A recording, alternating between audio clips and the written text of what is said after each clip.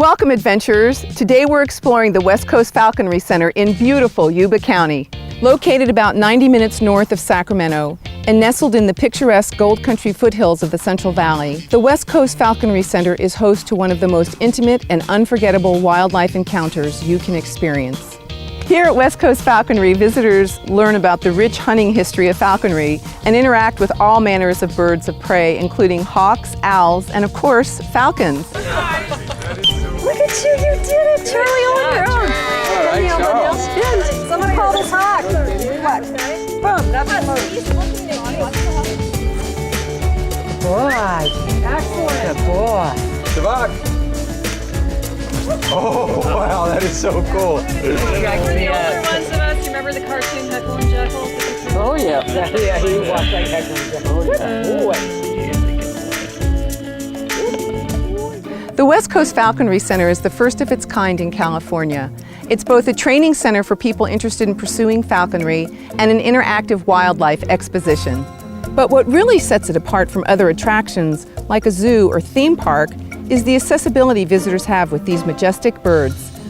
During the falconry's classes and demonstrations, you're not only treated to the rich history and spectacular displays of raptors in flight, but you may also experience a close-up, face-to-face encounter with a real live apex predator.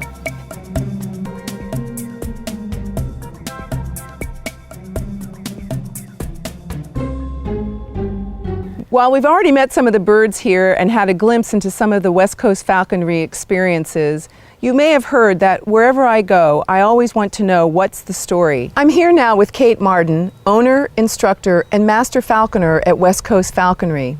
So tell us, Kate, what is the story of West Coast Falconry? Well, the average person isn't going to become a falconer, but everybody loves raptors. Everybody, I mean, it's just insane. I want to preserve the sport by educating the general population, because most of the people that you talk to think that we starve our birds into submission and think that they are not capable of caring for themselves, and the reality is completely opposite. As you've seen, every time we fly our birds, we let them go. And they choose to come back. So I want to teach people. I want to save the sport by educating. The sport of falconry in and of itself is using a trained bird of prey to take game in its natural habitat. It's one of the ways that, as we talked about, our ancestors put food on the table. The things that have come from the sport of falconry are also helping to preserve it. For instance, so abatement, using birds of prey to harass and haze wild birds in different aspects, like golf courses, vineyards, airports. It's a green way, it's a very ecologically sound way of dealing with the pest birds.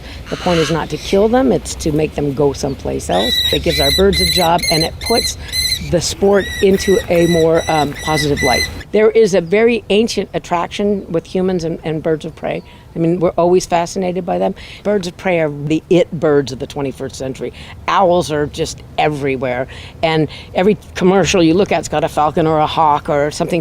So here is the opportunity to get up close and personal and meet a bird and see birds more closely. Instead of using your binoculars or something, you actually get pretty darn close to the birds. And as you know, we pull them out off of their perches, and you get to have them fly to your glove. So it's an opportunity to truly connect with the wild.